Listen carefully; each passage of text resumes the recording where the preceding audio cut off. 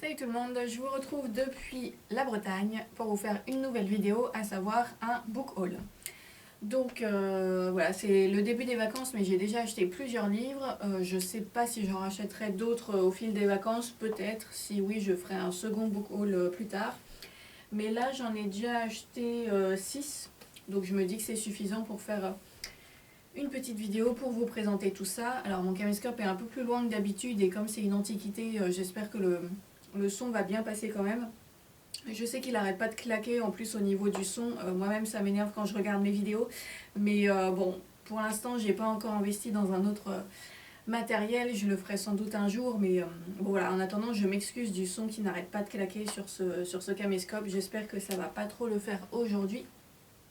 Et donc sans plus attendre, je vous présente les quelques livres que j'ai achetés pour le moment. Donc tout d'abord je suis allée dans une librairie dans la ville où je suis en vacances qui a ouvert, alors ça fait quelques années maintenant mais je crois qu'on n'y était encore jamais allé.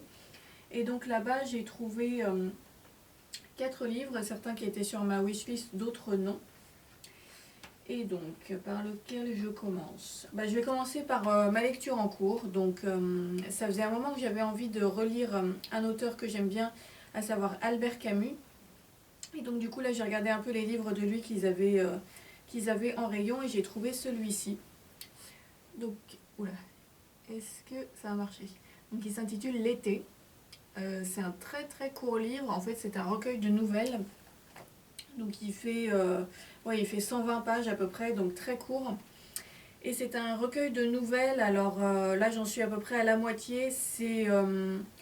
Alors c'est sur le thème de la mythologie grecque, mais c'est pas des réécritures de mythes grecs, c'est plus des sortes de petits essais que Albert Camus a fait sur les villes où il a vécu, donc notamment Oran et Alger, avec en toile de fond des comparaisons avec certaines références à la mythologie grecque. Voilà, c'est dit de façon un peu claire, mais je sais pas trop comment qualifier exactement ces petits essais. C'est des sortes de réflexions un peu philosophiques.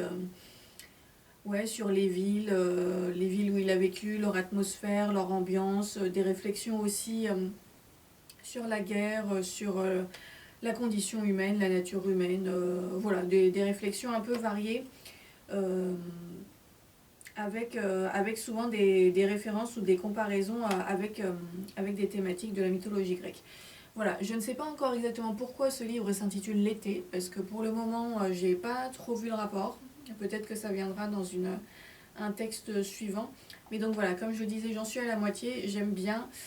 C'est un livre qui est un petit peu plus ardu que les autres que j'ai pu lire de lui jusqu'à présent, notamment parce qu'il y a beaucoup de références, dont certaines que je n'ai pas forcément, je pense.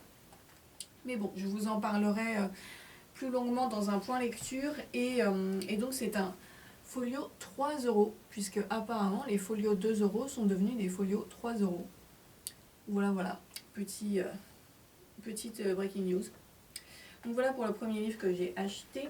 Donc Albert Camus, c'est un auteur que j'aime vraiment beaucoup, hein. J'ai déjà lu plusieurs livres de lui. Je sais qu'il y a des gens qui sont totalement hermétiques à son style, qui peut paraître assez froid et distant, mais moi j'aime beaucoup. En tout cas, tous les livres que j'ai lus de lui jusqu'à présent, j'ai vraiment bien aimé.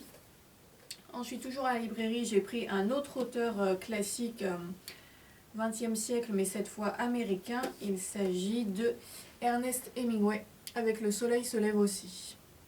Voilà. Donc livre un petit peu plus gros, mais ça va encore. Celui-là, il fait 330 pages à peu près. Alors ça parle d'un journaliste qui fréquente un groupe d'amis et puis une jeune femme. Je ne sais pas s'il va y avoir une romance entre eux ou pas. Mais voilà, c'est un groupe d'amis qui traîne un peu à Paris, en Espagne, dans les Pyrénées, et voilà. Je ne sais pas exactement quel est le fil rouge de l'histoire, mais je suis assez curieuse de le découvrir. De Ernest Hemingway, j'ai lu 3 livres jusqu'à présent. Un roman qui était Le vieil homme et la mer, que j'avais beaucoup aimé, et 2 essais qui m'avaient un peu moins intéressée. Donc je me dis que là, je vais essayer de repartir sur cet auteur avec un roman. Et puis... on va voir ce que ça donne. Voilà, je n'ai pas d'a priori sur ce livre, je ne me suis pas spécialement renseignée. Donc je vais le lire et puis on verra si ça me plaît ou pas. Hop, après ça, un livre qui a été sur ma wishlist depuis fort longtemps mais que je ne croisais jamais dans les librairies. Et là en fait ils l'avaient et ils avaient même je crois tous les livres de cette maison d'édition. Donc c'est les éditions Le Tripode. Et le livre c'est L'Ancêtre de Juan José Saer. Voilà. Livre encore une fois relativement court. Et donc des éditions Le Tripode, j'avais déjà lu L'homme qui sait la langue des serpents, ou qui savait la langue des serpents.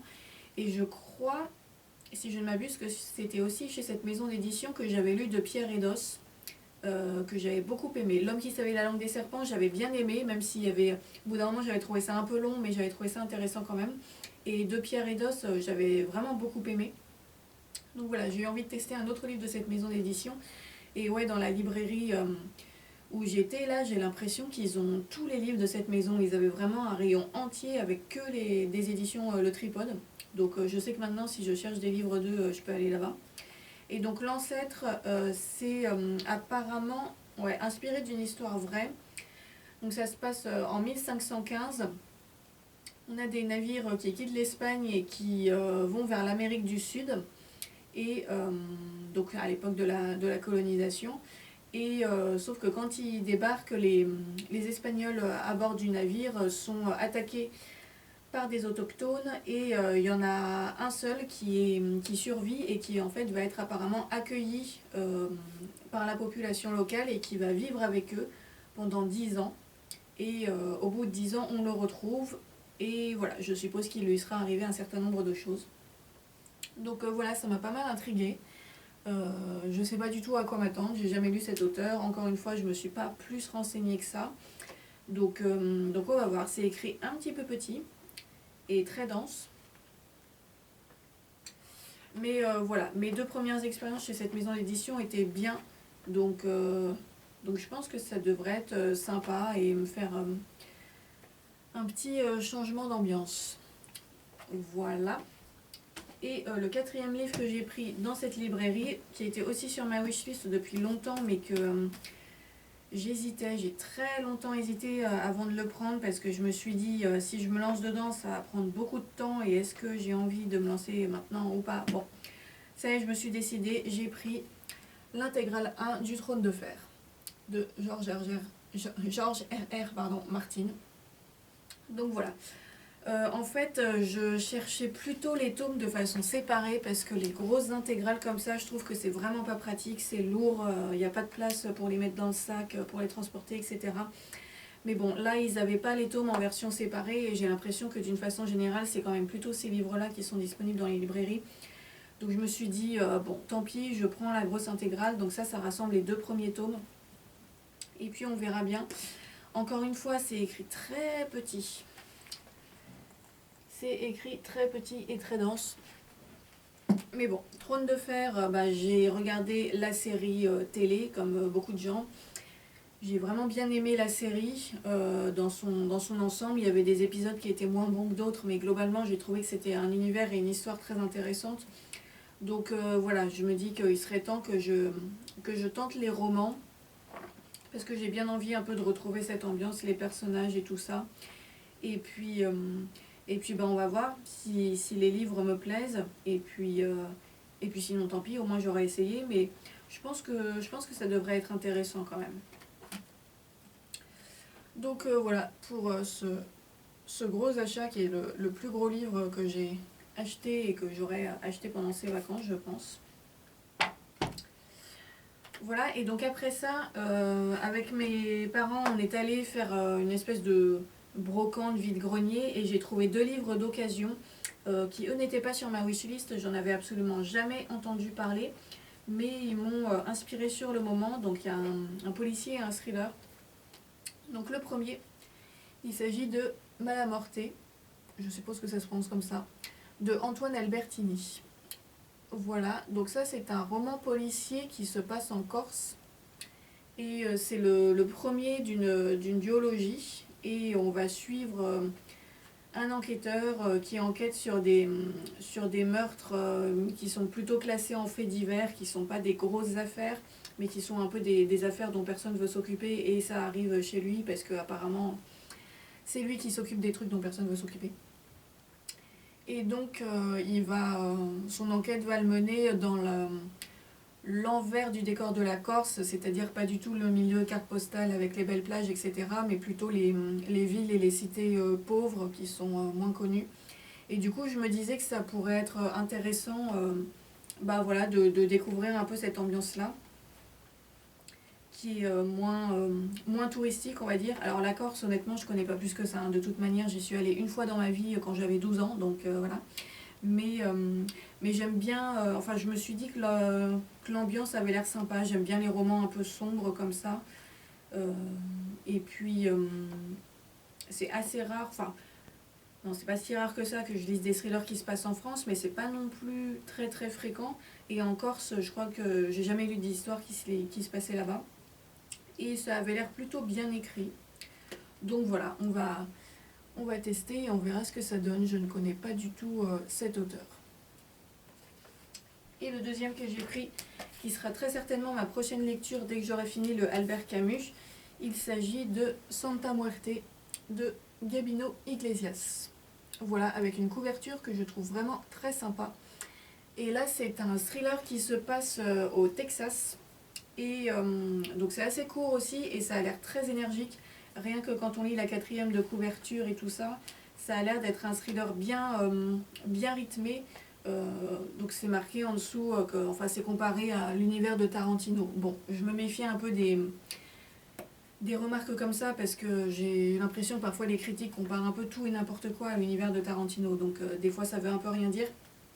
Mais en tout cas le style a l'air très énergique, très dynamique. J'ai l'impression qu'il va y avoir aussi pas mal d'humour noir.